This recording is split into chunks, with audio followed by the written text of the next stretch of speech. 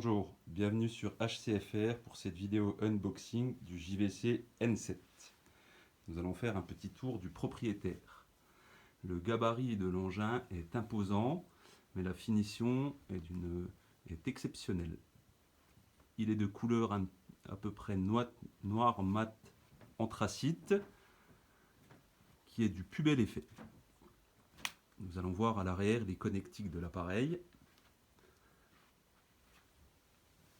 La prise pour le capteur 3D, deux entrées HDMI 2.0, une prise RS232, une prise USB appelée service qui va nous permettre de faire des mises à jour, une prise LAN, un trigger, le panneau de commande déporté manuel, ainsi que le filtre à air qui est facilement accessible.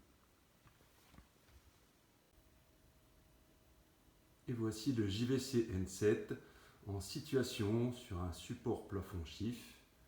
Il est à noter que pour la première fois, j'ai dû utiliser les rallonges fournies avec ce support, vu la taille imposante et le gabarit du châssis. Un petit tour en situation au plafond. Nous arrivons sur un des éléments qui fait la force des JVC, c'est-à-dire l'optique en verre de 65 mm qui, à l'image, donne des résultats vraiment impressionnants. Comme vous pouvez à nouveau le voir, la finition est noir mat anthracite, légèrement pailletée.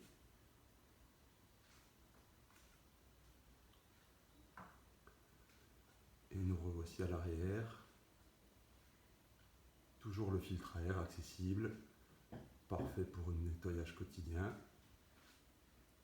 Et les différentes prises. La clé USB que vous voyez sert à faire la mise à jour logicielle.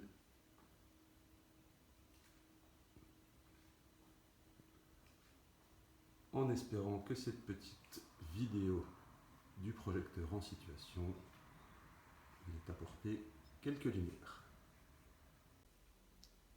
Après avoir vu le projecteur accroché au plafond, voici la télécommande. Celle-ci a changé par rapport à la génération précédente. Elle est plus petite. Je dirais qu'au niveau esthétique, elle est plus jolie, mais un petit peu moins pratique. Les touches, en effet, ne sont pas en relief.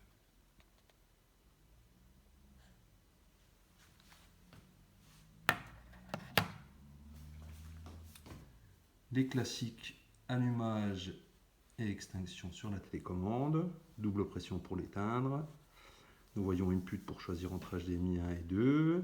La mémoire des zooms si au préalable réglée sur le projecteur. Le lens control donc, qui va correspondre au lens shift à la mise au point électrique. La touche info qui va nous donner des informations sur le contenu envoyé au vidéoprojecteur. La classique touche hide qui coupe partiellement, je dis bien partiellement, la lumière ou l'affichage du projecteur. En effet, il reste une résiduelle si on le laisse en œuvre. La touche menu, back, la touche des flèches avec le OK.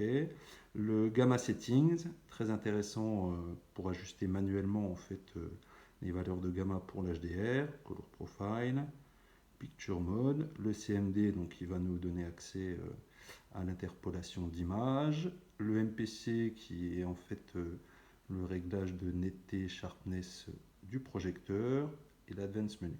Une petite touche light pour éclairer cela. Le petit point négatif, vu qu'il n'y a pas de relief en fait, on peut vite se tromper en fait entre la touche back, les flèches haut bas, menu, voire le gamma setting. Et voilà, à bientôt sur HCFR.